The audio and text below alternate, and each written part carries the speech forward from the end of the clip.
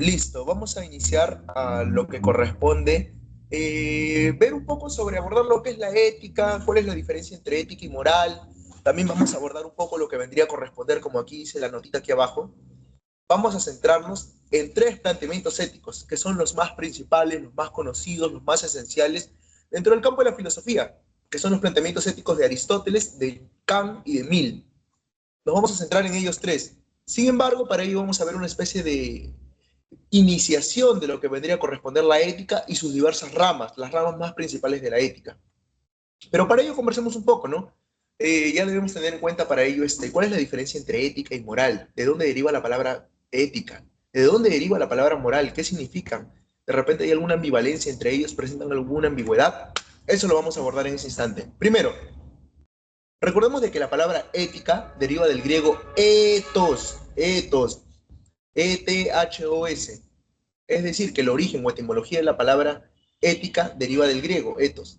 Y ethos se traduce de muchas maneras. Lo que pasa es que las palabras griegas, cuando se traducen al castellano, tienen, por así decirlo, una especie de polisemia. ¿Por qué? Porque se le puede entender bajo múltiples significados y se traduce como costumbre, como tradición, como carácter o como simplemente manera de vivir. De ahí que por esas diversas o múltiples traducciones, la palabra ética como que se presta también a múltiples interpretaciones. Ahora, la palabra moral. Moral deriva del latín, es decir, de Roma, del latín mores, mores, M-O-R-E-S. ¿Y qué significa la palabra moral? Lo mismo, tradición, costumbre, carácter, manera de vivir. Ahora tú me dirás, entonces si es lo mismo, ¿hay alguna diferencia como tal? Hoy en día, contextualmente, de manera didáctica, sí, sí la hay. La ética se define así hoy en día. Etimológicamente tú ya sabes que son lo mismo, pero hoy en día se define así. Mira, la ética se define como aquella disciplina filosófica que se encarga del estudio netamente de la reflexión de las acciones humanas. De eso se encarga la ética. La ética es una disciplina en la filosofía que reflexiona sobre las acciones humanas, sobre aquello que consideramos bueno, malo, correcto, incorrecto, justo, injusto. Eso es la ética, que te quede bien claro hasta ahí. Ética, cada vez que tú veas la palabra ética, relacionalo con reflexión. ¿Reflexión de qué? De las acciones humanas. Así te vas a poder acordar. Es el concepto contemporáneo y didáctico. Ahora, ¿qué es moral? Moral desde el punto de vista contemporáneo y didáctico se entiende así. Conjunto de normas y valores. Normas y valores en un contexto determinado, en un tiempo determinado y en una época determinada. Ejemplo, ¿cuál es la moral del peruano en el departamento de Lima? Cuando dice para encontrarse una hora, que siempre llega tarde. Ya. Que siempre dice una hora y llega una hora después. Ya. Eso es moral. Prácticamente, ¿qué es la moral? Como te dije, son las costumbres, las normas y valores en una época determinada y en un contexto determinado, y en una época determinada. Y la ética tiene que ver más que todo con el reflexionar ello. ¿Estará bien que el peruano llegue tarde, que diga una hora y llegue a otra hora? ¿Estará bien su actuar? ¿Actúa así porque le conviene llegar tarde o actúa de esa manera porque simplemente le da flojera y no es comprometido con su palabra? O sea, ya esas reflexiones son éticas. Todo aquello que tenga que ver con reflexión, con temas más relacionados con la conciencia, el análisis, el razonamiento crítico, emitir juicios morales, eso es ética. Todos los juicios, esas reflexiones, todo eso es ética. Ahora, ya que conocemos ello, les puedo hacer otras distinciones también para que lo tengan en cuenta. Miren, Eh, la moral, si te das cuenta, más que todo también tiene que ver en alguna medida con el hecho que está implantado con temas relacionados a nuestra conciencia, ¿no? En cambio, un datito más, eso sí te lo comento el toque. Mira, cuando tú hablas de ética, te dije que la palabra ética deriva del griego. De ahí que cuando hablamos de Grecia, hablamos de conocimiento. ¿Qué te suena Grecia? Conocimiento, cultura. ¿En Grecia qué surge? Surge la medicina, la geometría, la filosofía, las matemáticas y demás. Pero cuando tú hablas Roma, ¿qué te suena? Latín, pero además ¿a qué te suena? Cristianismo. De ahí que hay algunos autores como Spinoza, como Nietzsche, que dicen de que la ética está más ligada a lo griego, a lo intelectual. Y la moral está más ligada a lo religioso, a lo romano, a lo cristianismo, al cristianismo. De ahí que por ahí es como que está más manchada la palabra moral. En cambio, la palabra ética es como que más pulcra, más pura, suena más a griego, a reflexión. Hasta ahí espero que haya quedado claro. Si es que no hay ninguna duda, como les dije, nos vamos a centrar en estos tres tópicos, la ética de Aristóteles, Kant y Mill. Pero para ello vamos a pasar a ver un poco las ramas de la ética. La ética tiene ramas, sí. Solamente vamos a mencionar tres ramas de la ética. Comencemos por la primera. La primera rama de la ética se puede decir que es la más importante. ¿Por qué? Porque a partir de ella van a derivar las otras. Es decir, que es la rama cumbre, la rama madre, por así llamarla. La mater rama, como dirían los romanos. Mater es madre. Así que bueno, esta primera rama que vamos a ver se llama la metaética. Concepto. Es la rama de la ética que investiga el origen, significado, naturaleza y fundamento de los principios éticos. Por lo tanto, ¿qué es la metaética? La palabra meta recuerda que significa más allá. Ética significa, recuerda, costumbre, tradición, manera de vivir, carácter. Pero se definía también como una disciplina filosófica que se encarga del estudio de reflexionar de aquello que consideramos bueno o malo. Entonces la metaética vendría a ser etimológicamente como aquello que está más allá de la reflexión misma, ¿no? De la reflexión de las acciones humanas. Entonces, pero es una rama que investiga el significado, es decir, intenta ir al origen, a la naturaleza, al fundamento mismo de todos los principios éticos que se han ido estableciendo, de todo, más claro, de forma general, de todos los planteamientos éticos que han hecho los filósofos a lo largo de la historia. Eso intenta investigar la metaética. Hasta ahí espero que quede claro. Vamos con lo siguiente. Algunas preguntas, algunas cuestiones, algunas dudas, algunas interrogantes que podría hacerse la metaética son estas que podemos apreciar acá.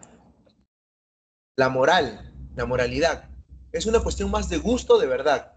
O sea, yo me comporto moralmente, yo actúo moralmente, porque me agrada actuar moralmente o porque más bien me acerco a la verdad, porque ese comportamiento en alguna medida me induce a algo más próximo a lo verdadero, lo certero, lo afirmativo. De ahí que esa sería una pregunta, ¿no? Si te das cuenta en esta pregunta, el gusto tiene que ver más con lo estético y la verdad tiene que ver más que todo con el ámbito epistemológico. ¿De dónde está más cerca la moral? ¿Del gusto, de lo estético o de lo epistemológico? Está más relacionado al plano del conocimiento, de lo intelectual. Otra pregunta, la moral, ¿son algo más que expresiones de nuestros sentimientos? Hay autores o hay filósofos que plantean que la moral son simplemente producto de las emociones humanas. Si no tuviéramos emociones, no existiría la moral. No existiría. De ahí que una cosa lleva producto a otra. Una es antecedente de esta y por lo tanto causa algo. Las emociones, nuestros sentimientos, nuestros estados de ánimos causan que tengamos moral. Es por lo tanto que preceden, anteceden, existen antes de la moral. De ahí que la moral es causa de. Ahora ahí dicen algunos autores. Uno de ellos te menciono por ahí, para que lo tengas en cuenta. Alfred Ayer. Alfred Ayer es un bueno, perteneció también al Círculo de Viena, ¿no? Pero Bayer tenía un planteamiento llamado el emotivismo axiológico. Decía de que los hechos morales, las cuestiones morales tienen que ver más que todo con las emociones del ser humano. De ahí que un ejemplo de esta pregunta vendría a ser tal vez ello. A ver, vamos con la siguiente. ¿Los valores morales son objetivos o son convenciones sociales? Ponte a pensar ello, reflexiona un poco ello. Los valores morales son objetivos. ¿A qué me refiero con objetivo? De que existe independientemente de que yo lo piense, es decir, que exista de la realidad. Independientemente de que yo exista, de que tú existas, de que la humanidad exista, ya hay valores morales objetivos en la realidad, sin necesidad de que los pensemos, sin necesidad de que los aprendamos con nuestra mente, aprendamos. No, existen. O podría ser que también sean convenciones sociales, es decir, que los valores morales existen porque hay una convención social entre los seres humanos han acordado de que este valor debe ser algo considerado correcto y este valor debe ser considerado incorrecto. Este valor debe ser considerado bueno, este malo, este justo, este injusto. De ahí que también los valores no podrían ser algo objetivo, sino más bien subjetivos, que dependen de la propia subjetividad de la colectividad y sean hechos o compactados por convenciones sociales. ¿Cuál crees de los dos tú? ¿Los valores son objetivos, existen independientemente de que nosotros, o al contrario, los valores son subjetivos y que se llegan a un acuerdo por convención social? ¿Cuál crees de los dos? Otra pregunta que podríamos hacernos en lo que vendría a ser la metaética. ¿Hay hechos morales? Y ahí vamos a reflexionar un poco más. ¿A qué me refiero con hechos morales? Mira, hay gente que niega los hechos morales. Se me vienen mil autores a la cabeza, pero uno de ellos, un ejemplo más contemporáneo que está más relacionado con tu época, Nietzsche. Nietzsche tenía una frase muy bonita en un libro llamado La voluntad de poder. Él decía esto: no hay hechos, solo interpretaciones. De repente tal vez hayas escuchado esta frase, pero ¿qué significa no hay hechos, solo interpretaciones? Mira, ponte a pensar esto. Imagínate que tú estás por la calle caminando y ves que dos autos chocan. ¡Pum! En la esquina de tu casa. ¡Pum! Un carro negro choca con un carro blanco. ¡Pum! Y la gente se comienza a acumular alrededor a ver qué pasó, qué pasó, qué sucedió. Algunos comienzan a decir, el carro negro tuvo la culpa. Otros comienzan a decir, no, el carro blanco tuvo la culpa. Otros comienzan a decir, el semáforo se malogró. Otros comienzan a decir, no, el chofer estaba borracho. Otros comienzan a decir, no, el otro chofer estaba con su celular. No, el chofer estaba con sueño. O sea, hubo un hecho, sí. Un hecho que tiene que ser juzgado por juicios morales. Sí, pero hay miles de interpretaciones. A partir de ello que el hecho se disipa y aquello que va a predominar es la interpretación. De ahí que podemos hacernos esta pregunta, ¿no? ¿Hay hechos morales realmente? O sea, ¿existen los hechos morales? O tal vez puede que lo único que existan son interpretaciones. O por ejemplo también, ¿no? Para aquellos filósofos que plantean, ¿no? Que vivimos en una especie de realidad digital, ¿no? Si vivimos en una especie de realidad digital, conectados por una especie de matriz y todo ello, ¿existirían los hechos morales? No, no existirían. Eso serían simplemente producto de nuestros neurotransmisores, imaginación, memoria y otros procesos cognitivos que estén simplemente en la mente del sujeto. No existirían hechos morales. Y así, ¿no? O sea, esa pregunta es una pregunta metaética. Otra pregunta: si es que hay esos hechos morales, ya, vamos a afirmar, ya, hay esos hechos morales. ¿Cuál es su origen? ¿Cuál es su principio de esos hechos morales? ¿Dónde se inician? ¿Dónde acaban? Y es más, ya, si es que existen y sabemos cuál es su origen y cuál es su fin, ¿cómo puedo acceder a ellos? O sea, en el fondo, ponte a reflexionar. ¿Hay alguna forma que pueda acceder a esos hechos morales? ¿Hay algún camino, una vía, una dirección que pueda acceder a esos hechos morales? Y es más, los hechos morales tú sabes muy bien que no son independientes. Un hecho se relaciona con otro. Por ejemplo, en el caso del auto que te puse de dos autos chocan y mil interpretaciones ya. Algunos van a decir, de repente, si uno de ellos tal vez era tu familiar o un conocido, tú lo vas a defender. Y por más que él haya tenido la culpa, tú lo vas a defender. Le vas a decir, no, no, él hizo, él no estaba, esto, sabe el otro. O sea, los hechos morales se relacionan con otros. No es que existan independientemente, sino que están coexistiendo. Yo no puedo decir que una persona es buena sin decir automáticamente que también es justa. De ahí que la bondad se relaciona con la justicia. De ahí que para que una persona sea justa también se relaciona con la virtud, también se relaciona con la templanza. ¿Sabes quién toca esto bastante? Platón. Platón en bastante de sus diálogos analiza esos temas. Por ejemplo, hay un diálogo que se llama el Protágoras de la virtud, en el que comienza a analizar, ¿no? Los valores. Justo este tema que te comento, comienza a analizar los valores, que él lo llaman las virtudes. ¿Son uno solo o es que las virtudes una? Y ahora, si asumimos de que es uno solo, ¿cómo es que se puede acceder a uno solo? Y si asumimos que son muchos, entonces ¿qué? Estarían divididos, fragmentados. Y de ahí como que comienza a haber un debate, ¿no? Porque tal Protágoras comienza a debatir con Sócrates y le dice, no, los valores, las virtudes son como caras de una misma moneda. O sea, son uno solo, pero se dividen en varias caras. Por ahí está la templanza, la santidad, la valentía, etcétera. Pero bueno, esos son debates que podemos hacer en metaética. Otro tema. Pasemos a otras preguntas. ¿Qué nos motiva a obtener una conducta moralmente ética? ¿Qué te motiva a ti? Ponte a pensar ello, razona. ¿Cuál es tu motivación por actuar de manera correcta? ¿Qué te motiva? ¿El hecho que tus padres te castiguen? ¿El hecho que haya una ley que te pueda decir 30 pesos? ¿El hecho de que simplemente quieres ganar alabanzas y respeto por parte de los demás? ¿Qué te motiva? Ponte a pensar en eso. ¿O te motiva simplemente a hacer el bien por obtener una felicidad? O tal vez no, por encajar la sociedad. Por ejemplo, cuando un profesor de repente hace una pregunta en clase de ética, ¿no? Y al toque, automáticamente, todos los alumnos que hacen dan la respuesta más socialmente aceptable. ¿Para qué? Para encajar en la sociedad. Y de repente no dan la respuesta que ellos quieren dar. no a la respuesta que le dicen sus instintos, que ellos realmente quisieran hacer, sino que tal vez de repente en el fondo son hipócritas. O sea, ponte a pensar, ¿qué nos hace actuar, no? La ética es, por así decirlo, una rama madre de la ética. A ver, pasemos a la siguiente pregunta, ¿egoísmo o altruismo? Interesante. Ahí podemos hacernos esta pregunta, que de repente puedes responderla tal vez por el chat si te interesa. Mira, no sé si tú te has percatado, pero cuando una persona más tiempo le entrega a los demás, es decir, es más altruista, más filantrópico, más empático, menos tiempo tiene para sí mismo, esas personas que siempre están dedicándose a la colectividad, es decir, me preocupo por el prójimo, me preocupo por el otro, son personas que menos se preocupan por sí mismos, son personas que andan de repente más sucias, más cochinas, no se valoran, no tienen autoestima, pero siempre están preocupándose por el otro. Y el egoísmo es todo lo contrario, ¿no? Esa gente que siempre se preocupa por sí mismo y se olvida del lado del otro, siempre ve su beneficio personal, le llega al otro.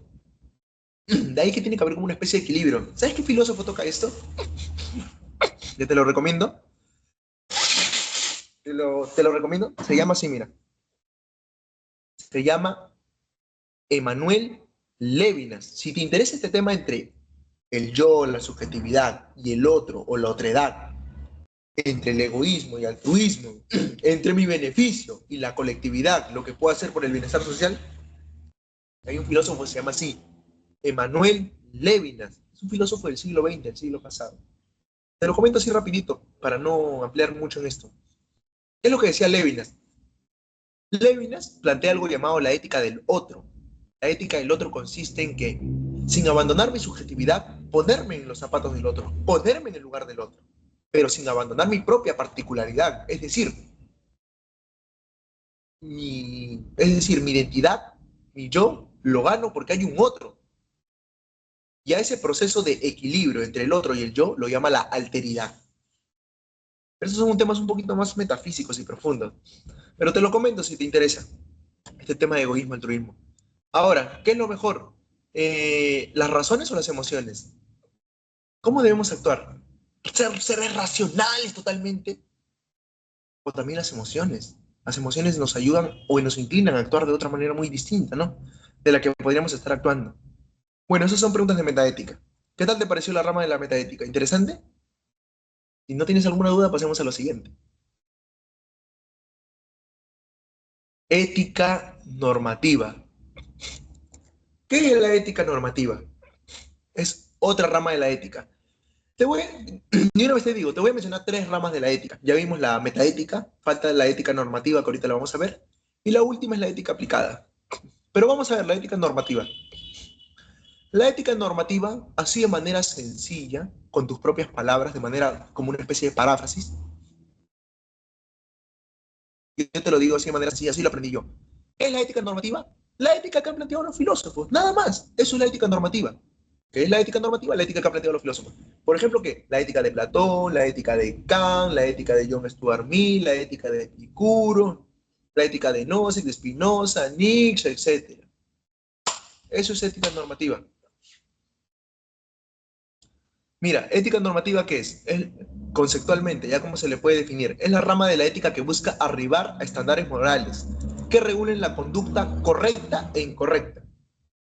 Ese es un poquito más el concepto más apropiado. Ya te di el concepto didáctico, ahora el concepto más apropiado. Es una rama de la ética que busca arribar, es decir, busca poner como fundamentos estándares morales que regulen la conducta, el comportamiento del individuo. Ahora, por ejemplo, si yo quiero construir buenos hábitos, ¿a qué filósofo puedo recurrir? Aristóteles. Si yo creo que debo de seguir mi deber, mi responsabilidad, mi obligación, ¿a qué filósofo debo recurrir? A Kant. Si yo de repente voy a dar una clase de ética en la que me debo centrar en las consecuencias de mis acciones, en los resultados de mis acciones, ¿a qué filósofo debo recurrir? A Mill, John Stuart Mill. Que bueno, lo vamos a ver enseguida. Hasta ahí. Espero que, bueno, haya quedado un poquito claro. Vamos a seguir analizando esto. Vamos a ver las teorías de la virtud. Mira, a Aristóteles va a plantear algo conocido como la teoría de la virtud. ¿Que en qué consiste? ¿En qué va a hacer énfasis? ¿En qué va a hacer un aclaratorio? va a hacer énfasis en los buenos hábitos. Así de simple. ¿En qué consiste la teoría de la virtud de Aristóteles? Hacer un énfasis. ¿En qué? En los buenos hábitos. ¿Qué lo va a denominar? Valores o virtudes. Nada más, sencillito. ¿Y para qué sirven estos buenos hábitos, valores o virtudes? Para evitar los malos hábitos. ¿Y cuáles son aquellos malos hábitos? Los vicios, los excesos, los extremos. Esos son los malos hábitos. De ahí que las virtudes son inclinaciones a comportarse de cierta manera, que nos van a regular nuestras emociones. Y ahí cuando veamos ética aristotélica te voy a explicar esto más a profundidad. Pero de manera sencilla y didáctica, ahí lo tienes. De ahí que Aristóteles no hace énfasis en el aprendizaje de reglas. Para Aristóteles tú no tienes que memorizar reglas, no tienes que ser un dotado en aprender 1000 clases de éticas, sino más que todo en una praxis, es decir, poner en práctica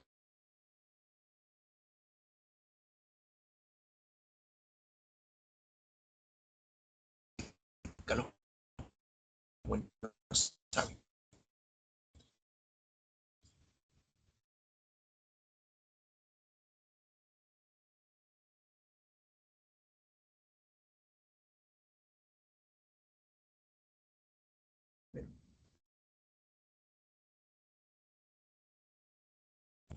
Bueno, vamos con la que va a tener por principio. ¿A qué? A las obligaciones morales. Es decir, ¿a qué estoy obligado a hacer yo, como sujeto racional que soy, que vivo en una sociedad colectiva? ¿A qué estoy obligado a hacer? De manera moral, ojo, no obligado que esté coaccionado por una pistola, no, no, no, sino de manera moral, intencionalmente. ¿Qué me dicen mis intenciones que debo hacer? Eso se va a basar en las teorías del deber. Son obligaciones morales. Y no importa cuáles sean las consecuencias, simplemente seguirlas. Ahora vamos con las teorías consecuencialistas. Las teorías consecuencialistas, ¿qué quieren decir? ¿O qué plantean? Simplemente algo sencillo, como su mismo nombre lo dice. Evaluar las consecuencias de nuestras acciones. De ahí que es común que determinemos nuestra responsabilidad moral tomando consideración las consecuencias de nuestras acciones. Fijarte cuáles son los resultados, qué puede desencadenar tus acciones. Esa conducta, ese comportamiento que voy a tener, ¿en qué puede desencadenar? Si le meto un golpe, ¿le estoy haciendo algo daño o le estoy haciendo algo o algún mal? O sea, ¿en qué puede desencadenar esas consecuencias de mis acciones? Una acción es moralmente correcta si sus consecuencias son más favorables que desfavorables. Lo que pasa es que aquí en los consecuencialistas, como por ejemplo Stuart Mill, van a plantear una especie de principio, ¿no? Hacer el mayor bien a la mayor cantidad de personas, a la mayor cantidad de individuos. De ahí que el menor mal a la menor cantidad de individuos. Por ello que de ahí las consecuencias deben ser favorables o desfavorables. Eso lo vamos a ver después más detallado. Hasta ahí, si no hay ninguna duda, pasemos a lo que es ética aplicada. Listo.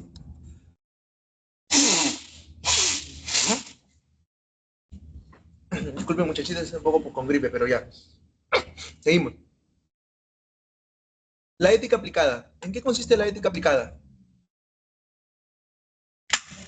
Consiste en que es una rama de la ética que examina temas polémicos, es decir, que va a examinar temas controvertidos, que por lo general no se toca en cualquier lugar, sino que se toca en lugares o momentos específicos, ¿no? De ahí que esta rama de la filosofía, conocida como ética aplicada, es un poco incómoda, se puede decir, ¿no? Porque no todos los sujetos quieren tocar estos temas. No a todas las personas les agrada que toquemos estos temas.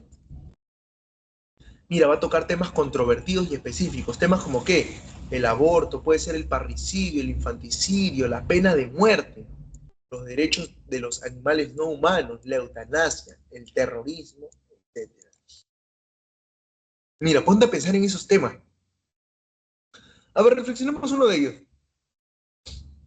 Ya puede ser el parricidio, el hecho de tal vez matar a uno de tus padres, ¿no? ¿Por qué lo harías? ¿Por qué una persona actuaría así? ¿Por qué un hijo mataría a alguno de sus padres? Piénsalo. ¿Cuáles serían las circunstancias morales? Y ojo, aquí no solamente entra la ética, entra el campo del derecho, la criminalística, criminología, la psiquiatría, etcétera. De ahí que la ética, si tú sabes ética, puedes enseñar en cualquier lado, en cualquier lado. Es una disciplina que te abre puertas. El aborto, otro tema, ¿no? Uf, el aborto. Yo he tenido debates sobre el aborto bastantes. Pero algo que siempre comento es que para hablar de aborto hay que también saber hablar de lo que es la vida. De ahí que para hablar de aborto tienes que meterte en temas de biología. Si tú no sabes qué es la vida, no sabes conceptualizar la vida, no puedes hablar sobre temas relacionados al aborto. Si no sabes sobre los procesos de morulación, gastro, la blástula, los procesos de desarrollo embrionario, las capas endodérmicas, ectodérmicas, mesodérmicas, es decir, si no conoces términos biológicos, no te puedes meter en un tema del aborto, así te lo digo. Si no vas a salir perdiendo, vas a ir a hablar, a hacer el ridículo. Para esto hay que conocer un poco sobre al menos lo básico de desarrollo embrionario, la diferencia entre embrión y feto. ¿Sabes cuál es? El embrión se desarrolla entre la primera a la octava semana. De la octava semana hasta la última semana es considerado feto. Te lo comento como dato para que lo tengas. Si tú no conoces estos datos, no te recomendaría meterte en un debate de aborto. Pena de muerte, ¿no? ¿Cuándo es necesaria la pena de muerte? ¿Realmente debería haber pena de muerte? ¿No lo debería haber? Derechos de los animales no humanos. Por ejemplo, hay animales que sienten dolor y que los comemos muchas veces en nuestros menús marinos. ¿Te gusta el menú marino? ¿Has probado el menú marino? ¿Te gusta tu cevichito, tu parihuela, tu arroz con marisco, esas cosas? Ya, los crustáceos, como los cangrejos, por ejemplo, son animales que son cocinados vivos, vivos, y ellos tienen receptores de dolor. Imagínate que a ti te metan a una olla vivo, vivo. O no sé si tú has ido acá a Puente Nuevo. Acá a Puente Nuevo hay un lugar, hay un restaurante que ahí se vende licuado de rana. A las ranas las agarran vivas y ¡pum! Las licúan. ¿Sabes la potencia, los watts que tiene la licuadora, no? O sea, imagínate esas muertes. De ahí que hablamos de derechos de los animales no humanos. ¿Estos animalitos deberían tener derechos? Es bien polémico y si los deberían de tener, ¿qué? ¿Debería haber abogados que los defiendan? ¿Y cómo se daría ese proceso judicial, no? Si es que se debería dar un proceso judicial o simplemente una sanción. ¿Cómo, o sea, cómo podrías demandar ello? Por ejemplo, hay gente que dice que no, que los animales no humanos no deberían tener derechos. ¿Por qué? Porque no tienen obligaciones. Es decir, no tienen deberes.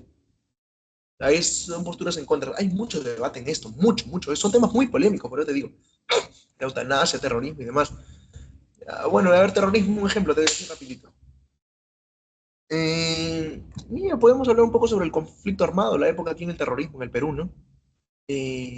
¿Cuándo es necesario la violencia? Imagínate un pueblo que no tiene para comer, niños que se mueren de hambre, mujeres que están siendo abusadas, prácticamente en caos, personas que no tienen ni trabajo. ¿No crees y mientras que el Estado y los burócratas están enriqueciéndose, comiendo bien, ¿no crees que es necesario la violencia? ¿Que es necesario de cambiar de gobernantes y tomar el poder a la fuerza?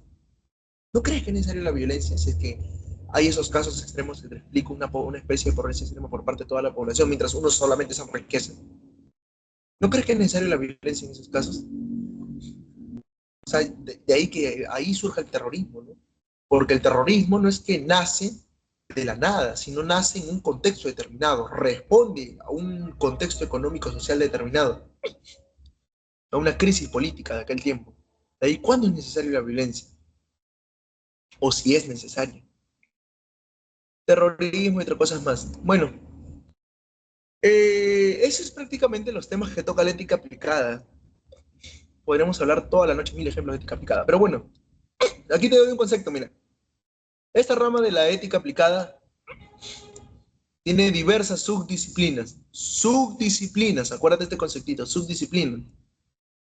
Por ejemplo, como la ética de los negocios o ética administrativa. Los que estudian administración también tienen su ética. ¿Cómo se le conoce? Ética administrativa o ética de negocios.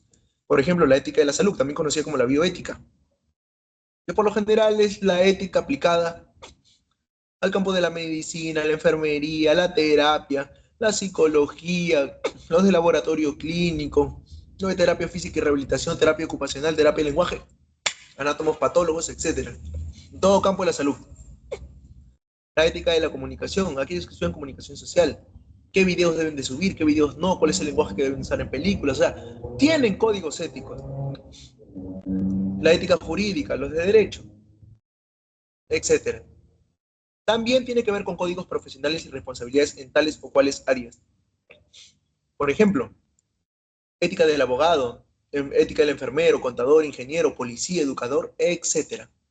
La mayoría de profesiones, esto presta mucha atención, la mayoría, no todas, pero la gran mayoría de profesiones busca codificar sus enfoques y dar una guía de comportamiento adecuado a sus miembros. Quien te habla, como también estudia enfermería, también tiene un código de ética, el código de ética de enfermeros, y que también hay unas reglas o pautas de comportamiento que debe de cumplir. Así que toda carrera, toda profesión por lo general intenta plasmar un código de ética, cómo deben ser sus individuos, cómo deben comportarse en determinadas situaciones relacionadas a su campo, a su materia, a lo que van a ejercer, su profesión. Hasta ahí espero que haya quedado claro. Si es que no hay ninguna duda, pasemos a los principios éticos. Mira, aquí te comento algo. Dentro de la ética aplicada siempre se debe tener en cuenta, en consideración, en pauta, 10 principios éticos. Te los comento así rapidito, para que lo tengas en cuenta, para de una vez pasar a la carnecita, a lo principal. Pero ten en cuenta esto es muy importante. El primer principio ético que dice, el principio de beneficio personal, reconocer el grado en que una acción produce consecuencias benéficas a un individuo en particular. O sea, tú como sujeto racional, como sujeto consciente, siempre debes reconocer que aquella acción que vas a actuar, en alguna medida vas a ejercer, va a ejercer consecuencias. Y siempre debe esas consecuencias, más o menos, tú ya debes de saber que deben ser consecuencias benéficas. Nunca intentes perjudicar a un individuo en particular. En eso se basa el principio de beneficio personal. Siempre intenta beneficiar a los individuos, tanto de manera particular o individual. Y el beneficio social es lo mismo, solamente que busca el bienestar social. Es decir, cuando cometas una acción, cuando emitas una conducta, un comportamiento, intenta beneficiar que tus consecuencias, que las consecuencias de acción sean benéficas para una mayoría, para la sociedad, para la colectividad, el bien común buscar. Ahora, ¿qué dice el tercer principio de benevolencia? Siempre ayudar a los demás, es decir, prestar actos de servicio. El principio de paternalismo. ¿Qué quiere decir el principio de paternalismo? Asistir a los otros en consecución efectiva de sus intereses cuando no lo puedan hacer por sí mismos. Ejemplo, imagínate que estás en la calle, ¿no? Y ves a una persona en silla de ruedas que no puede subir de repente una especie de subidita, de elevación. ¿Por qué? Porque está muy inclinado. Ayudarlo, principio de paternalismo, apoyarlo, tú ayudarlo y subirlo. O alguien que de repente es un cieguito, quiere cruzar la calle, ayúdalo. Principio de paternalismo, estás aplicando un principio de la ética aplicada. De ahí, como digo, la ética tiene que ver más que todo con el hecho de aplicarse, no tanto con el hecho de, puedes memorizarte 1000 libros de éticas. Y ahí que serlo es muy distinto. Principio de maleficencia, ¿en qué consiste? En no perjudicar a otros. No sabes qué, por el hecho de obtener mi beneficio voy a perjudicar a otros. Ejemplo, una señora que de repente ve que tiene su tiendita, una señora que tiene su tiendita, ve que un señor gringo viene a comprarle, tornado. Señora, deme una galleta, ¿cuánto está? Y la señora sabe que esa galleta es un sol. Y como ve un gringo entornado que no sabe los precios de las galletas, la señora le dice, ¿una galleta que está un sol? 5 soles, señor. Y el gringo le dice, dámelo, señora. Y pum, se la da. Principio de maleficencia, no perjudicar a otros. Lo está perjudicando en el fondo, porque puede que tal vez el hecho de que, no sé, sea estadounidense, o sea, no significa que tenga plata. Puede que tal vez de repente, no sé, la han robado en el Perú, porque la han robado aquí en el Perú y está, no sé, mendigando, comprando algo para su almuerzo, no se sabe. Pero siempre, nunca actuar con el hecho de perjudicar a otros. Principio de no maleficencia. Principio de honestidad, no engañar a otros. Ejemplo, no sé, en el carro, el cobrador, ¿qué tal de repente si te da un vuelto de más? Un sol de más. No engañar a otros. O viceversa, ¿no? Los cobradores a veces te intentan engañar a ti, que de repente eres estudiante, ¿no? Te dicen, no quiero respetar tu medio pasaje, a pesar de que ellos saben en su conciencia de que sí, un estudiante tiene que tener su medio pasaje, pero ellos no, que intentan engañar, intentan ver su beneficio personal. Principio de honestidad, porque no conocen ética, tal vez de repente, ¿no? Principio de legalidad, sencillito, no violar la ley, no violar la legislación. Principio de autonomía, ya, ese es bien polémico. ¿En qué consiste el principio de autonomía? Es polémico también para los que estudiamos salud, ¿eh? No solamente para cualquier carrera en general, mira. Reconocer la libertad de una persona sobre su cuerpo y acciones. Por más que lo que la persona está haciendo está en contra de su cuerpo, está en contra de su salud, está en contra de su vida, lo único que te queda es respetarlo. ¿Por qué? Porque no puedes hacer nada, al final es su decisión, cada persona es autónoma de hacer lo que quiera con su cuerpo.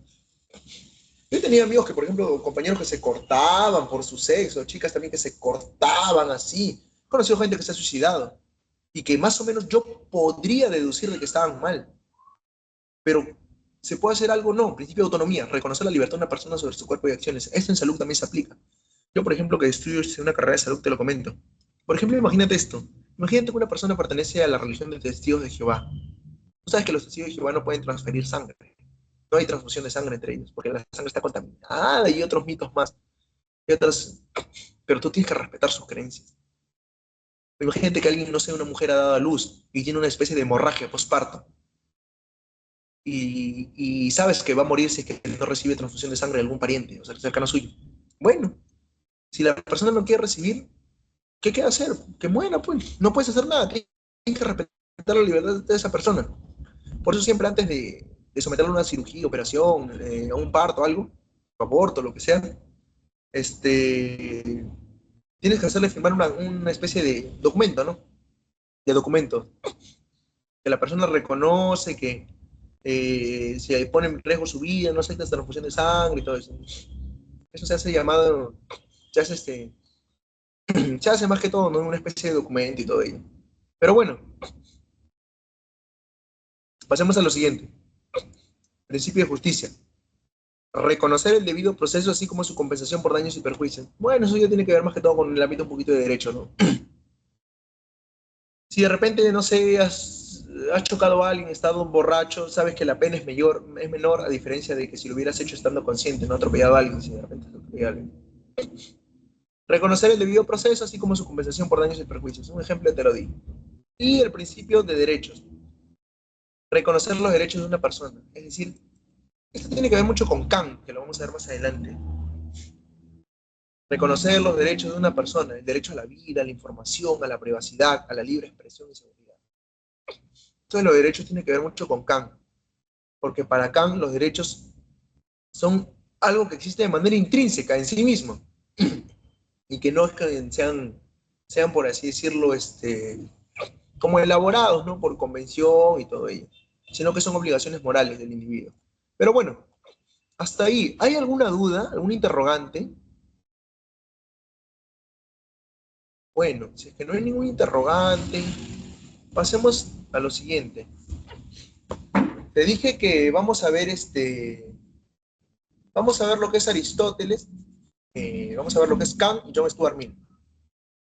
Ahora, hay 5 segundos para alguna duda.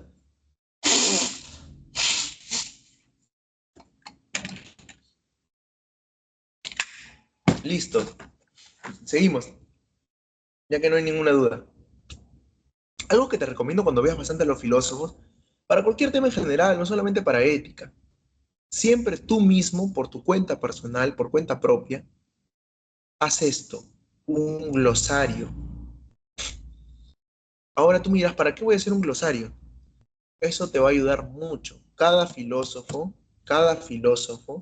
eso al menos a mí me ayuda un montón y a las personas que les he recomendado eso también les ayuda bastante, me han dicho. Cada filósofo utiliza sus términos propios, es decir, sus conceptos de él. Por ejemplo, si tú eres un filósofo griego, sí o sí tienes que saber algunas palabras griegas claves. Si estudias un filósofo contemporáneo, sí o sí tienes que saber los términos o conceptos propios que él ha creado para explicar determinadas formas, planteamientos y demás.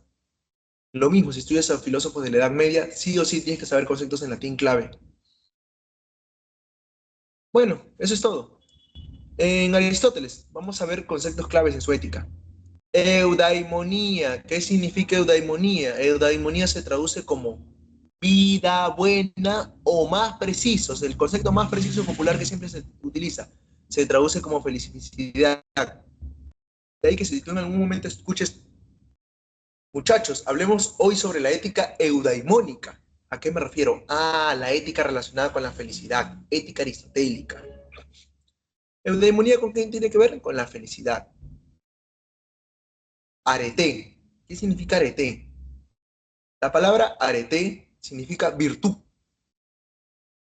De ahí que tú habrás escuchado de repente, si en algún momento en la academia, vamos a hablar sobre el periodo antropológico en el cual se va a discutir temas relacionados a la arete, es decir, a la virtud. Ergón, ¿qué es esto de ergón? La palabra ergón se traduce como su función. Recordemos, para Platón o incluso para Aristóteles también, ¿no? Y para los griegos en general, ¿no? ¿Qué es lo que debe hacer cada cosa, cada ente, cada persona? Cumplir su función, es decir, cumplir su ergón. Etos, ya eso ya ni más, ya eso ya está de más decirte. ¿Qué significa etos? Ética, costumbre, tradición. Un datito más te comento. La ética, en el caso de los griegos, estaba muy ligado a otro concepto que no lo he puesto acá, pero no tiene tanto que ver con Aristóteles, sino más que todo tiene que ver con Grecia. La paideia, paideia. La paideia es la educación griega.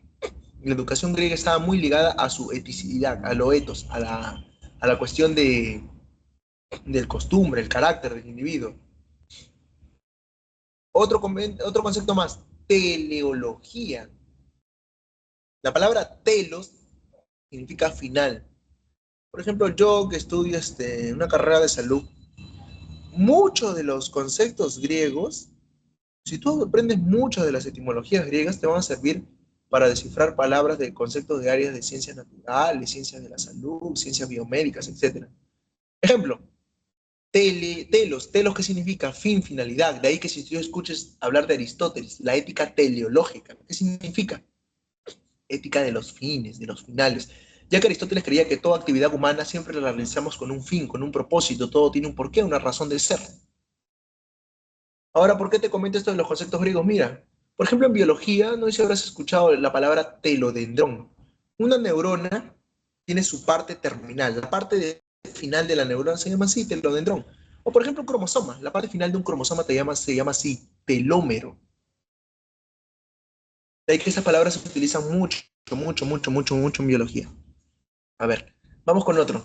Fronesis. ¿Qué significa fronesis? Fronesis se traduce como prudencia. Es decir, que cada vez que tú vas a hacer una acción, siempre sé prudente con esa, antes de cometer esa acción.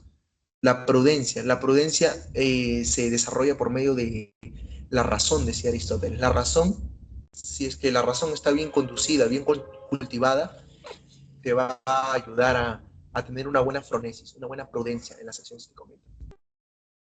Listo, vamos a estudiar. Un datito más que te voy a comentar. Esto que te voy a comentar es prácticamente lo que plantea Aristóteles en su obra Ética Nicómaco, que es la obra cumbre, la obra clave de Aristóteles, que se la dedica a su padre, Nicómaco. Nicómaco era un médico. Otro datito más que te voy a decir. Aristóteles, tú miras, entonces Ética Nicómaco es la obra de Aristóteles de Ética. Sí, sí, correcto. Es la obra principal. Sí, sí, correcto. Es la única. No, no es la única obra de Aristóteles. Aristóteles tiene otra obra de ética, una obra que se llama Ética Eudemo. Es una obra de ética de juventud. Y también tiene otra obra de ética llamada la Magna Moralia, o la gran obra, ¿no? La gran obra grande, la moral grande. La Magna Moralia, que es una obra en la que sintetiza todos sus planteamientos éticos. Pero bueno, algunos plantean de que la Magna Moralia fue escrita por sus discípulos y otra cosa más, pero centrémonos en Aristóteles. Aquí te he puesto el resumen, lo principal de Aristóteles. He resumido su ética, la he sintetizado. Bien bonito, mira. Para Aristóteles, estudiamos éticas para mejorar nuestras vidas. Es decir, que la ética, como te dije en un principio, tiene que ver más que todo con cuestiones prácticas. Es decir, que está relacionada a la praxis, a la acción del individuo. Estudiamos ética ¿para qué? Para ponerla en práctica, para mejorar nuestras vidas, para hacer una vida buena, una vida virtuosa, para hacer una vida de bien. Y las virtudes son centrales para una vida buena. Ojo, es cierto, la ética nos va a ayudar a tener una vida buena, etcétera, sí. Una vida de bien, sí. Pero ¿cómo se alcanza ello? A través de las virtudes, a través de los valores. La sabiduría práctica no puede ser adquirida aprendiendo reglas, sino que se suponen por experiencia. Además, debemos adquirir habilidades sociales, deliberativas y emocionales que nos permitan actuar de manera correcta según las circunstancias. Mira, bien bonito lo que hizo ahí Aristóteles, ¿no? Porque muy aparte de que la ética tiene que ver más que todo con cuestiones prácticas, con cuestiones que tengan que ver relacionadas con la experiencia y no solamente con memorizar reglas, conceptos, teorías, sino con el hecho de realizarlas en nuestra vida cotidiana, tiene que ver con esto, mira bien bonito, con las circunstancias. Por ejemplo, puede ser un ejemplo así, ¿no? Pero imagínate que eres una persona sociable, eres una persona sociable. O no, ya, ponle este ejemplo, eres una persona callada, en una exposición, en un momento en que tienes que decir unas palabras de aliento a alguien, ¿vas a ser una persona callada? No, más bien en ese momento tienes que hablar. Cuando te preguntan algo tienes que responder, o sea, por respeto a la otra persona. De ahí que, en alguna medida, las virtudes nos llevan a actuar de manera buena, sí, pero van a depender de las circunstancias. Hay una frase que tiene un filósofo llamado, español llamado Ortega y Gasset, José Ortega y Gasset, que dice así, mira, yo soy yo y mis circunstancias, si no las salvo a ellas, no me salvo yo. Como que suena un poco aristotélico, ¿no? Las circunstancias nos definen cómo nos debemos comportar y cómo debemos actuar. Y para ejemplificar ello te puse una frase bien bonita, mira, cualquiera puede, ve la frase de aquí que te he puesto, cualquiera puede enfadarse, decía Aristóteles en Ética Nicómaco. Eso es algo muy sencillo, o sea, cualquiera puede molestarse, cualquiera puede frustrarse, enfadarse, pero enfadarse con la persona correcta, es decir, con la persona adecuada, en el grado exacto, en el momento oportuno, con el propósito justo y del modo correcto, eso ciertamente no resulta tan sencillo. Bueno, con esto yo creo que ha quedado más claro. Ahora, para Aristóteles, el bien supremo, el bien máximo, ¿en qué consiste? En que va a tener tres características esenciales. Mira, es deseable por sí mismo, es decir, que intrínsecamente el bien supremo, el bien máximo, la vida buena en su plenitud, es deseable por sí misma, intrínsecamente. Es decir, no es que en alguna medida hay algo más fuera de ello, no, es deseable en sí mismo y por sí mismo. No se desea por otros bienes. Es decir, que no quieres algo más por añadidura, sino que simplemente la deseas a ello como máximo opción y no hay nada más encima de ello. Y todos los bienes se desean por él. Es decir, que el bien supremo tiene esa característica,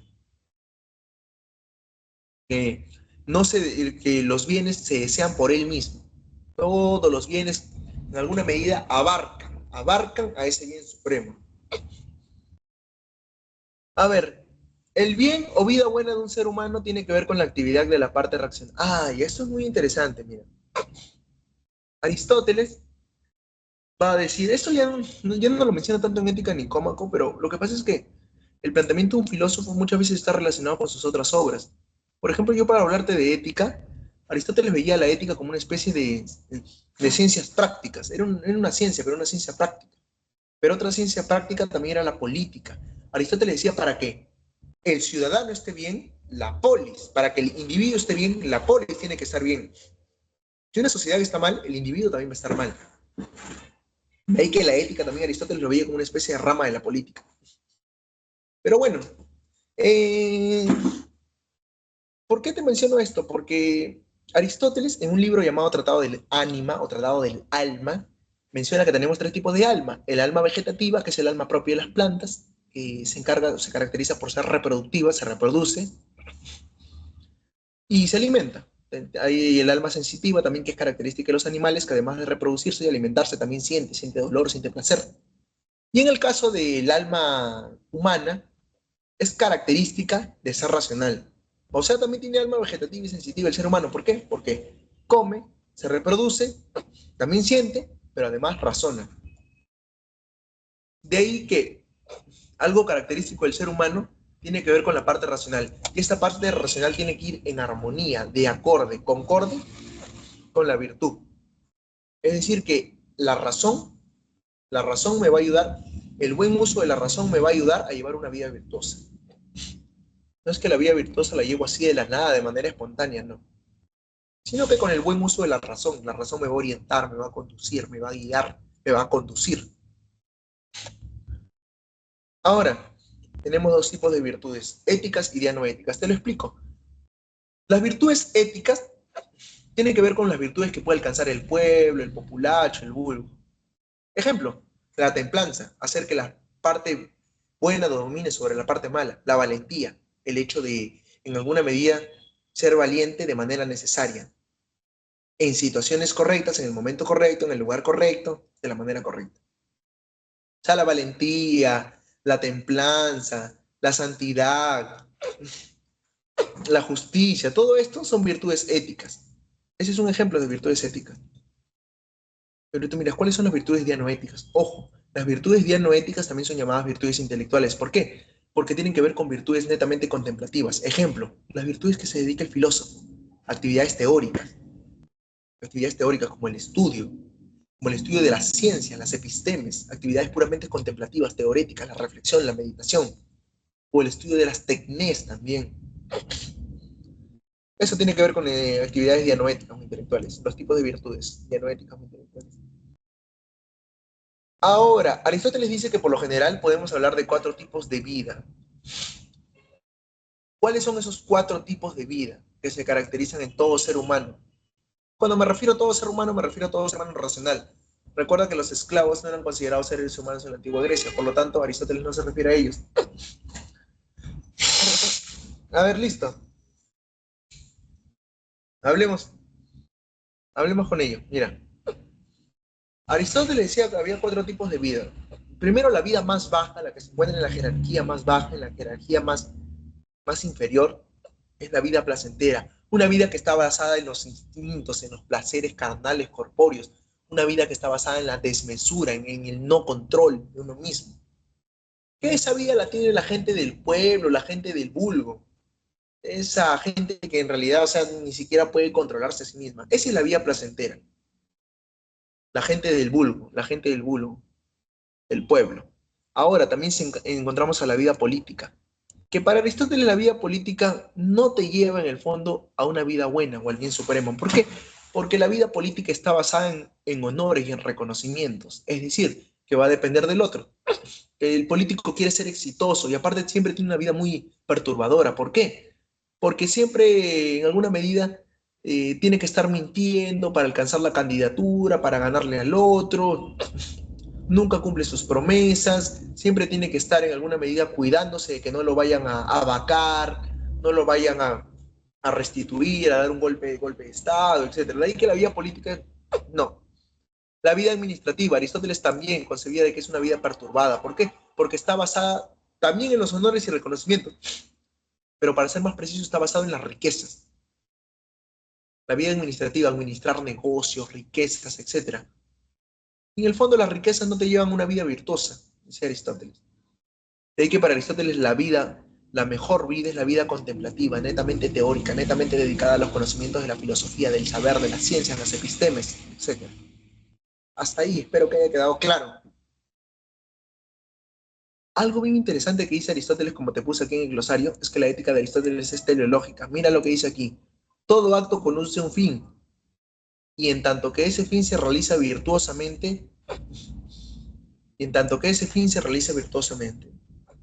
Ya, a ver, mira. Aristóteles decía esto, por ejemplo, toda actividad tiene un fin, todas las personas actúan con una razón de ser, con un fin. Ejemplo, ¿cuál es el fin de la economía? La riqueza. ¿Cuál es el fin de la medicina? La salud. ¿Cuál es el fin de alguien que construye buenos navíos? De que estos navíos en alguna medida puedan conducir de manera correcta y eficiente en el mar. ¿Cuál es el fin de la estrategia? Ganar la guerra. Toda actividad tiene a su fin. Y en tanto ese fin se realiza virtuosamente, es decir, cuando hablamos de virtuosamente, como te dije, un actuar racional que mantiene el equilibrio, alejándose entre los extremos, por defecto o por exceso. Ah, Aristóteles creía de que no solamente debemos actuar de manera racional, sino que siempre por lo general nos deberíamos evocar para poder alcanzar la virtud como tal, evocar en un término medio, a lo que él lo va a denominar la teoría del justo medio. Es decir, ni por exceso ni por defecto algo. Ejemplo, cuando vayas a la guerra, no vayas atrás porque atrás van los cobardes, los que primero mueren. No, atrás van los cobardes, los que tienen miedo a todo. Tampoco vayas adelante, no seas temerario. ¿Por qué? Porque adelante van los que primero mueren, los que primero fallecen. No te la des el de bacán, el que puedes hacer esto y el otro. Si no, sé valiente, anda en el medio. Por ejemplo, cuando de repente agarres y, no sé, ves pasando a alguien por la calle, ¿no? Hay gente que de repente no da nada, son bien tacaños, a pesar de que tienen dinero en su bolsillo, son bien tacaños, no gastan nada, son ávaros. Pero por otra parte está el que nunca pone límites a sí mismo, siempre está dando todo y se queda sin nada, el despilfarrador, el derrochador. De ahí que Aristóteles más bien ponía, no seas ni por exceso por un lado ni por defecto, sino el justo medio. Ese es Aristóteles. Hasta ahí. ¿Alguna duda? Bueno, si es que no hay ninguna duda, pasemos a la siguiente diapositiva. Vamos con Immanuel Kant. Otro glosario te he hecho aquí, para que me entiendas. Mira. Eh, el glosario de Kant, quiero que siempre entiendas estas palabritas que te he puesto aquí. Cuando yo diga que la ética en Kant es formalista, ¿a qué me refiero? A que está basada en una ley. Es decir, que la moral en Kant se corresponde con la ley, con la legislación. Es decir, que también está relacionada al ámbito del derecho, más claro, al ámbito jurídico. Cuando me refiero a que la moral de Kant es intencionalista, ¿a qué me refiero? Que la moral de Kant no tiene nada que ver con las consecuencias de las acciones, nada que ver. De ahí que a la moral de Kant también se le llama no consecuencialista. O no consecuencialista o en el fondo, simplemente que tiene que ver con las intenciones, ya que Kant te va a hablar de algo llamado la buena voluntad. ¿Y qué es la buena voluntad para Kant? Una intención. Así de sencillo. La moral de Kant es deontológica. La palabra deón en griego significa deber. Deón en griego significa deber. Deón significa deber. De ahí que podemos decir que la moral de Kant está fundada en el deber deontológico. Y además la moral de Kant está basada en máximas, está fundamentada en algo llamado imperativo categórico. Eso te lo voy a explicar después, pero te doy un adelanto. ¿Qué es un imperativo? Un imperativo es un mandato, una orden. Pero orden, una orden externa que te está coaccionando externamente, no, sino una orden interna, una orden de tu razón, diría Kant. Eso te lo voy a explicar después de manera detallada. Comenzamos. Listo. Filósofo Immanuel Kant, 1724-1804. También conocido como el filósofo de Königsberg. Un datito más que te comento antes de comenzar a ver lo que es Kant. Kant, yo sé que tú lo conoces muy bien por su obra Crítica de la Razón Pura, ¿no? Que está más relacionada al ámbito nociológico y del conocimiento. La razón pura tiene que ver con conocimientos teóricos, ¿no? Pero Kant también va a hablar de una especie de razón práctica, que tiene que ver con la aplicación de esa razón. Es decir, que la razón también se debe aplicar como en el ámbito de la vida cotidiana. A eso Kant lo va a denominar la razón práctica. Y que está relacionado con la ética. Los dos libros más importantes de ética de Kant se llaman así. Hay más libros de ética, pero se llaman así. Fundamentación para la metafísica de la costumbre, que te lo he puesto acá, y otro que no te lo he puesto acá, que se llama Crítica de la razón práctica. Listo. Vamos a entrar a lo que es Kant. En Kant sí préstame mucha atención, porque Kant lo vas a ver siempre. Si a Kant lo ven los de derecho, a Kant lo ven los de comunicación, a Kant lo ven todas las carreras, ¿eh? Los de salud, etcétera. Así que en Kant, préstame mucha atención. Mira, primero que te dije, que la moral en Kant es intencionalista. ¿Por qué? Porque va a estar fundada en las intenciones del individuo. Mira, leemos esto, mira. La moralidad está fundada en obligaciones. En obligaciones, ¿por qué? Porque, como te dije, la moral de Kant es deontológica. ¿Cuáles son las obligaciones que va a plantear Kant? Kant dice, no, un momentito, yo no te voy a plantear obligaciones, tú mismo te la vas a plantear, porque tu razón te va a indicar cuáles son esas obligaciones que debes hacer, cuáles son esa forma en la cual debes actuar. Tu razón te va a indicar cómo debes actuar y tu razón debe orientar a tu buena voluntad para que actúe de una forma correcta. Él lo va a denominar imperativo categórico, que te lo explico más adelante. Pero aquí ya te voy dando un adelanto. La moralidad, es decir, la moral en Kant, va a estar fundada en obligaciones. Va a enfatizar el valor de todo ser humano. Y esto da una base para los derechos humanos. Te comento, Kant va a plantear unas máximas que prácticamente son principios, ¿no? Principios que Kant va a plantear, pero hay una máxima que se le conoce como la máxima de la humanidad, en la cual dice que toda persona debemos tratarla como un fin en sí mismo y nunca como un medio. Ya, en esa máxima, Kant prácticamente va a dar a entender los derechos humanos en el fondo. Que a las personas nunca se les debe ver como beneficios para cumplir nuestros objetivos, sino considerarlas un fin en sí mismo. De ahí que esto da una base para los derechos humanos. Otra cosa es que para Kant las personas piensan que al formular un juicio ético se debería tratar con intenciones. Ya te lo dije, mira, es cierto que es importante las consecuencias de las acciones, como más adelante vamos a ver con los utilitaristas. Debemos evaluar las consecuencias de las acciones, porque imagínate, ¿no? ¿Qué pasa si yo no evalúo las consecuencias de mis acciones? No sé, agarro y me caes mal y te escupo. No evalúo las consecuencias de mis acciones. Yo siempre debo de pensar en las consecuencias de mis acciones. Pero se ha hecho una encuesta y como seres humanos, emocionales, racionales, pasionales, instintivos, sentimentales, etcétera, Kant diría de que no solamente se debe tener en cuenta las acciones y las consecuencias y los resultados de ellas. No se debe tener en cuenta esto, sino se debe priorizar primero la intención. Por eso que Kant es un filósofo intencionalista, te dije. De ahí que las personas piensan que al formular un juicio ético se debe tratar con intenciones. Lo que se valora es tu intención. ¿No te ha pasado esto en algún momento cuando alguien te ha dicho, pero lo que importa es la intención? ¿Con qué intención lo está haciendo? Ya.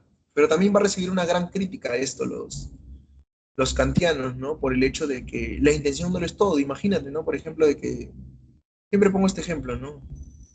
Un familiar tuyo se está atorando, ¿no? Atorando en el momento del almuerzo y tú estás ahí y lo quieres ayudar, pero para ayudarlo lo terminas matando.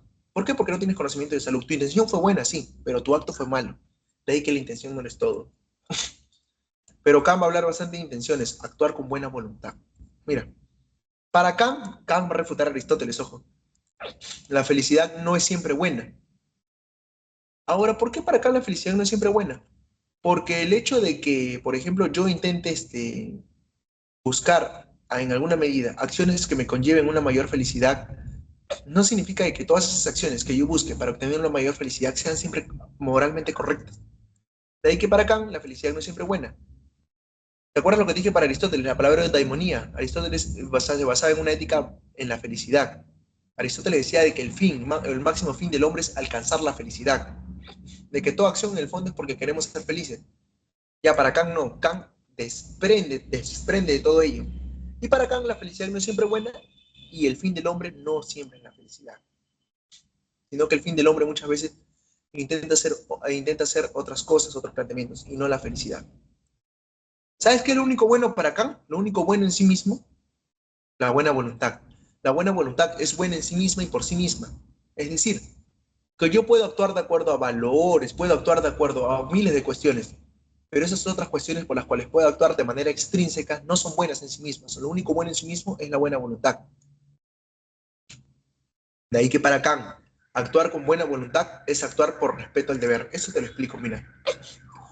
Kant decía de que, así te lo resumo de manera rápida, de que para, en alguna medida, actuar de acuerdo al imperativo categórico, que de ahí te lo voy a explicar, que el imperativo categórico prácticamente consiste en actuar de acuerdo al orden o al mandato de mi razón, la razón debe guiar a la voluntad. Para ser más preciso, debe guiar a la buena voluntad. ¿Por qué? Porque Kant también habla de una mala voluntad. Si hay una buena voluntad, entonces hay una mala voluntad. La mala voluntad se da cuando no está guiada correctamente por nuestra razón. De ahí que Kant habla de una buena voluntad, que la buena voluntad es buena en sí misma y debe ser guiada, orientada, conducida por nuestra razón.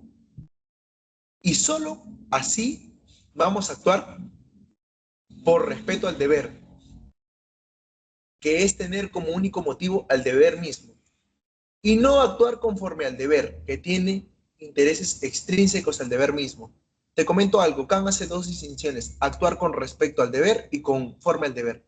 ¿Qué es actuar por respeto al deber? Actuar por respeto al deber tiene que ver con el hecho de actuar simplemente porque es mi deber, es decir, al deber por el deber mismo. Te doy un ejemplo para que me entiendas esto. Aquí te puse un ejemplo, mira. No mentir. ¿Por qué? Porque mentir es malo en sí mismo. Por ejemplo, imagínate que no sé, estás en un cumpleaños y te dan tu plato de comida favorita y tú quieres repetir, pero sabes que si repites vas a dejar sin plato a una persona porque los platos están contados de comida. Tú sabes que sería injusto hacer esto. De ahí que estás actuando con respeto al deber. ¿Por qué? Con respecto al deber. ¿Por qué? Porque en alguna medida tú sabes que sería injusto hacer ello. De ahí que lo justo es justo en sí mismo. Y ahí que no agarrarías y pedirías otro plato. ¿Por qué? Porque estarías actuando con respecto al deber. Ahora, si tú estuvieras actuando conforme al deber, como te doy en este caso el ejemplo, sí pedirías otro plato. ¿Por qué? Porque verías tu beneficio, verías tus inclinaciones, tus deseos primero. Eso es actuar conforme al deber. De ahí que no es lo mismo actuar con respecto al deber que conforme al deber. Con respecto al deber tiene que actuar, tiene que ver más que todo con el hecho de actuar por el deber, con el deber mismo. No mentir, porque mentir es malo en sí mismo. No actuar de manera injusta, porque actuar de manera injusta o lo injusto es injusto en sí mismo. Pero en cambio, actuar conforme al deber tiene más que todo con el hecho de actuar siempre viendo mi beneficio, siempre viendo mis intereses extrínsecos, que no tengan nada que ver en cosas con respecto al deber, sino fuera de ello. Ahora, Kant plantea tres máximas. ¿Qué son las máximas? Actuar por respecto al deber es un imperativo. Ah, ya. ¿Y qué es la palabra imperativo? Mira, la palabra imperativo entiéndela de esta manera. Orden o mandato, pero no orden, un mandato, como te dije, extrínseco, sino más bien un orden y mandato intrínseco. Kant va a decir de que nuestra razón nos orienta a actuar de una determinada manera. Y Kant, en alguna medida, va a dar a entender o a comprender de que ese mandato de nuestra razón va a estar guiado por tres máximas que todas las personas como seres racionales tenemos. Toda persona que ya ha alcanzado una mayoría de edad. Ahora, ¿a qué me refiero con esto de mayoría de edad? Mira, lo que pasa es que Kant tiene un texto que se llama ¿Qué es la ilustración? Un texto muy cortito en el que dice que las personas son seres racionales y los seres racionales actúan y piensan por sí mismas. Y el ser seres racionales y actúan y piensan por sí mismas han alcanzado una mayoría de edad. De ahí que la mayoría de edad no tiene que ver con el hecho de que tú cumplas 18 años, sino que una mayoría de edad tiene que ver con el hecho de que tú actúes de manera racional y que actúes y pienses por ti mismo. De ahí que un imperativo es aquello, una orden o mandato que te dice tu razón, el cómo debes actuar. Y esto Kant lo va a contemplar con tres máximas, tres principios, o tres máximas, se le llama también. Aquí te las he puesto. ¿Cuáles son esas tres máximas? La máxima de la humanidad, de la universalidad, de la humanidad y de la autonomía. Te comento cada una de ellas. La máxima, la primera, de la ley universal, que dice, obra solo según aquella máxima por la cual puedas querer al mismo tiempo que se convierta en ley universal. Ejemplo, imagínate, si yo no miento, es porque quiero, diría Kant, muy aparte de que sé que mentir es malo en sí mismo, es porque quiero que mi acción se convierta en una ley universal, es decir, que universalmente, que en todo el mundo las personas no mientan, sino que siempre sean sinceras y digan las cosas con la verdad. Eso significa la ley universal, la máxima universal. Obra solo según aquella máxima por la cual puedas querer que al mismo tiempo tu acción se convierta también en ley universal, es decir, que se englobe, que sea totalizadora. La máxima de la humanidad, ya te lo había comentado. Obra de tal modo que uses a la humanidad, tanto en tu persona como en la de cualquier otro, siempre al mismo tiempo como un fin y nunca como un medio. Es decir, nunca utilices a otra persona para conseguir tus propósitos o beneficios personales, sino que siempre vela como un fin en sí mismo. Siempre, en alguna medida, la persona valora como un fin en sí mismo. Y la máxima de la autonomía, ¿qué quiere decir? Pensar y obrar por uno mismo de acuerdo con la propia razón, de manera coherente y consecuente. Es decir, que Kant dice de que nosotros siempre somos libres de actuar, y esta libertad de actuar se da de forma de actuar conforme a nuestra razón, de manera coherente y consecuente, de manera autónoma. Y en eso consiste la máxima de la autonomía. Y aquí culmino con la frase de Kant, ¿no? Mira, dos cosas me llenan el espíritu de admiración y espanto, el cielo estrellado sobre mí y la ley moral en mí mismo, de mí mismo. Manuel Kant. Hasta ahí, si no hay ninguna duda, pasemos a lo siguiente. Pasemos a John Stuart Mill. ¿Hasta ahí no hay ninguna duda? ¿No hay ninguna duda? Bueno, todo claro. Pasemos a lo que vendría a ser John Stuart Mill. Bueno, en el caso de esta siguiente corriente que vamos a ver, se le conoce como el utilitarismo. Y también he hecho como un pequeño glosario para que se pueda entender de manera didáctica. Un pequeño glosario para que, en realidad este glosario es más pequeño porque solamente tiene dos palabras. ¿Cómo vas a entender la palabra utilitario? ¿Cómo vas a entender la palabra eficiente? Pero vamos a hablar un poco, mira. El utilitarismo tiene un fundador que se llama Jeremy Bentham, o Jeremías Bentham se pronuncia también. Él es el fundador del utilitarismo, y su obra se llama así, Introducción a los principios de la moral y la legislación. Esa es la obra en la cual Bentham plantea el utilitarismo. Si te llegarán a preguntar, ¿cuál es el padre del utilitarismo? Jeremy Bentham, o Jeremías Bentham. ¿Cómo se llama la obra? Introducción a los principios de la moral y la legislación. Esa es su obra cumbre, su obra clave. Sin embargo, todo fundador de una corriente filosófica siempre tiene su mayor representante, que a veces puede ser el mismo, el fundador también puede ser su mayor representante, pero no siempre. En este caso, el mayor representante es John Stuart Mill, él es el mayor representante del utilitarismo, y su obra se llama así, Ensayo sobre la libertad. Es bien bonito, es bien cortito el libro, bien cortito. Ensayo sobre la libertad. A ver, el glosario. La palabra utilitario, siempre que tú ves la palabra utilitario, tiene que ver más que todo con hacer el mayor placer a la mayor cantidad de individuos. Así, nada más aprenden. Utilitario, ¿qué es? Hacer la mayor cantidad, hacer el mayor placer a la mayor cantidad de individuos. Eso tiene que ver con utilitario. Y eficiente, aquello que contribuye al bienestar general, que no siempre necesariamente es lo moralmente correcto, ojo. Eso te lo voy a explicar después. Pero acuérdate, eficiente, ¿con qué tiene que ver?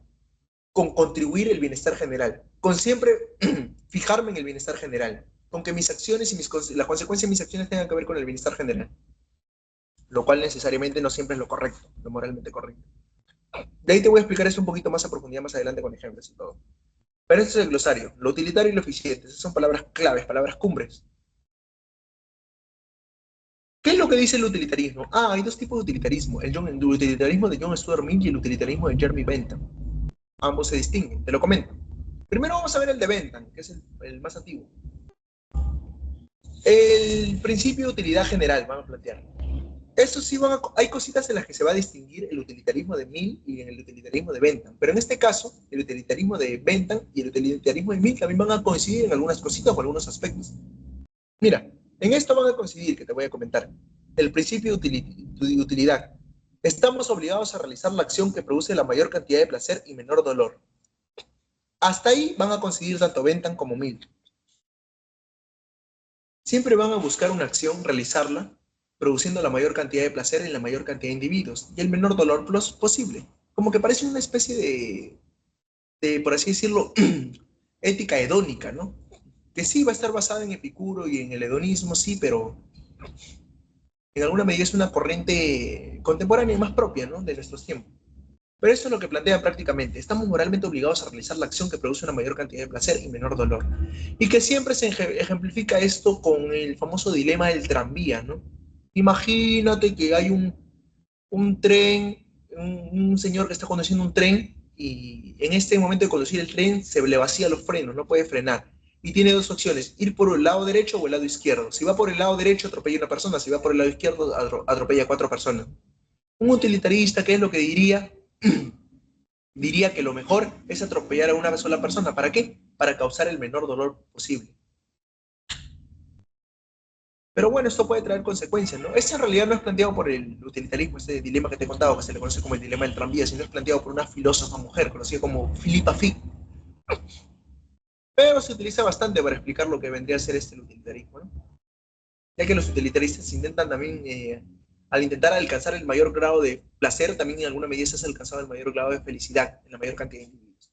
Pero bueno, el placer y el dolor son sensaciones de una intensidad y duración. Eso es para Jeremías Bentham, el placer y el dolor son sensaciones de intensidad.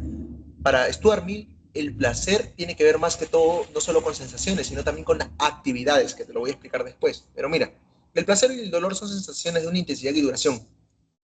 Cuenta igual que el placer y el dolor que cualquier otra persona con esa misma intensidad y duración. Eso es Bentham. Mira, cuenta igual, cuenta igual. Te comento algo.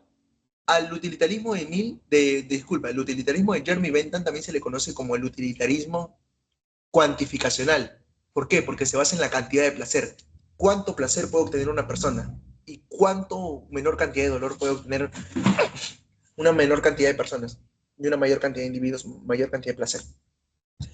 De ahí que ellos plantean el utilitarismo cuantitativo en el caso de Jeremy Bentham, y en el caso de John Stuart Mill lo hacen un utilitarismo cualitativo. ¿Por qué? Porque mira, vamos al de Mill. Mill plantea que el placer es una actividad antes que una sensación pasiva. Distingue entre placeres superiores e inferiores. Mira, para John Stuart Mill tiene una visión más amplia de placer, porque el placer tiene que ver con más que todo con una actividad, con las actividades del intelecto, es decir, con las actividades de la vida teórica, contemplativa, un poquito más Aristóteles, ¿no? Como lo que plantea con las virtudes dianoéticas. Ya, pero John Stuart Mill va a denominar placeres superiores a las actividades del intelecto. De ahí que podemos poner un ejemplo, ¿no? Si tuvieras la oportunidad entre ir a una fiesta y ir a un sorteo de libros, ¿a cuál irías? ¿A cuál irías? Según John Stuart Mill, recomendaría ir a los placeres superiores, al sorteo de libros. Y los placeres inferiores son aquellos placeres que están basados en la satisfacción corporal, en las sensaciones. Si tú de repente irías a la fiesta, estás satisfaciendo placeres inferiores. Sin embargo, a pesar de que John Stuart Mill busca promover los placeres superiores, eso no significa que se evite todos los placeres inferiores, ya que la satisfacción de las necesidades del cuerpo en un nivel adecuado, ojo, en un nivel necesario, es condición necesaria para el ejercicio de las facultades superiores. Eso es lo que pensaba John Stuart Mill. Ahora, aquí te comento lo que te dije antes, lo eficiente. Mira, presta atención a esto, te lo voy a explicar con ejemplos, pero presta atención a esto, mira, que te estoy marcando. La moral difiere de lo eficiente. Para los utilitaristas, lo más útil no es seguir lo correcto moralmente, sino lo eficiente. Una acción incorrecta es incorrecta porque reduce la utilidad general.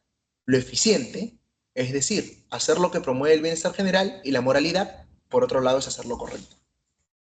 Hasta ahí. Te voy a explicar con un ejemplo para que me entiendas. Imagínate el contexto de la pandemia. O ya, te voy a poner dos ejemplos todavía. Primero te pongo el ejemplo de la pandemia, para que me entiendas todo esto que te hablaron. Mira, los utilitaristas van a distinguir entre lo moral y lo eficiente. Ojo, recuérdate que lo eficiente tiene que ver más que todo con el hecho de promover la utilidad general, es decir, maximizar la mayor cantidad de placer y felicidad en la mayor cantidad de individuos. Ahora, un ejemplo de esto, imagínate el contexto de la pandemia. En la pandemia, a los individuos se les restringió su libertad. Recuérdate el contexto cuando comenzó la pandemia. ¡Cuarentena! Dijo Vizcarra. ¿Por qué? Porque sabía de que si en alguna medida las personas seguían saliendo, iba a haber una mayor propagación del virus, del famoso COVID-19. Iba a haber una mayor propagación.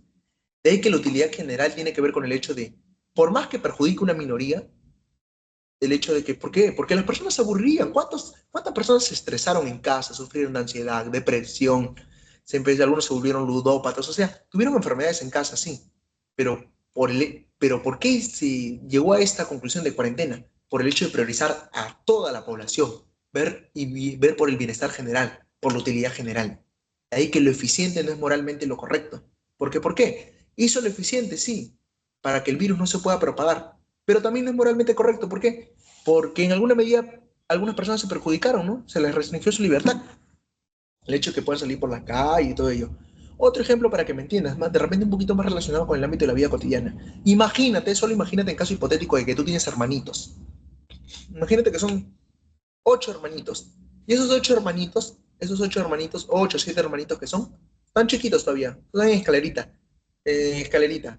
3, 4, 5, 6, 7, 8, 9, 10 años. 8 hermanitos. 10, 11 años, hasta los 11 años. Escalerita cada uno. Y la mamá les dice, y viven en un barrio peligroso, un distrito peligroso. La mamá le dice, hijos, no salgan a jugar de noche porque es peligroso. ¿Qué está haciendo la mamá? Está velando por el bienestar general de todos sus hijos. Pero puede que no todos los hijos lo tomen de esa manera. Puede que uno de los hijos se deprima o comience a llorar, pero ¿por qué? Yo quiero salir a jugar, mamá. Pero a pesar de que perjudique a uno o a dos hijos no estén de acuerdo con esa medida, ella está velando por el bienestar general. Es decir, que está haciendo lo eficientemente correcto, a pesar que no está haciendo lo moralmente correcto, porque ¿qué mamá va a querer ver a sus hijos llorar? Mira, a pesar de que no está haciendo lo moralmente correcto, de ahí que los utilitaristas priorizan lo eficiente antes que lo moral. Es decir, la utilidad general, el bienestar general. Ahora, para culminar ya, para no aburrirte más porque está muy extensa la clase. sobre la libertad. John Stuart Mill en su ensayo sobre la libertad plasma algo bien bonito, mira. No se trata de trazar los límites del poder del gobierno sobre la sociedad, sino se trata de trazar los límites del poder de la sociedad sobre los individuos. Él decía de que en la antigüedad muchas veces la mayor corrupción, la mayor autoridad era un monarca, era un rey, era un tirano el que tenía todo el poder y podía hacer lo que quiera con los individuos. De ahí que en la antigüedad puede hablarse de trazar los límites del poder sobre el gobierno, sobre la sociedad, pero hoy en día no, hoy en día que vivimos la mayor parte de gobiernos, la democracia, la famosa democracia, no se trata de trazar los límites de alguna medida de ese famoso tirano, ¿no? Sino más bien hay que protegernos de la sociedad misma, porque la sociedad muchas veces ejerce poder sobre los individuos que son incorrectos. Ejemplo, hoy en día dice que la tiranía ya no se encuentra en un dictador, ni en un Stuart Mill, ni en un tirano como tal, ni en un gran monarca, aristócrata, ni en un rey que abusa de su poder, sino la tiranía se encuentra en las mayorías. Es decir, que lo que dicen las mayorías muchas veces tiene más peso, más poder que lo que en alguna medida en la antigüedad era un monarca, ¿no? De ahí que hoy en día John Stuart Mill habla de un concepto conocido como la tiranía de las mayorías, de que las mayorías muchas veces al representar la ignorancia no toman decisiones correctas, y al no tomar decisiones correctas muchas veces pueden cometer acciones injustas contra los individuos. A eso se refiere sobre la libertad. Se debe trazar límites entre los poderes de la sociedad, es decir, entre las mayorías sobre los individuos. Porque el hecho de que los individuos no piensen igual que la sociedad no significa que estén incorrectos. Por ejemplo, antiguamente la sociedad pensaba de que el esclavismo era correcto. Solamente por ahí algunos veían de que el esclavismo era incorrecto. Pero mira, el hecho de que la sociedad piense de que algo es correcto significa que sea así. No necesariamente. Eso es todo. Eso es todo lo que vendría a ser de mi parte. Hasta ahí. ¿Alguna duda?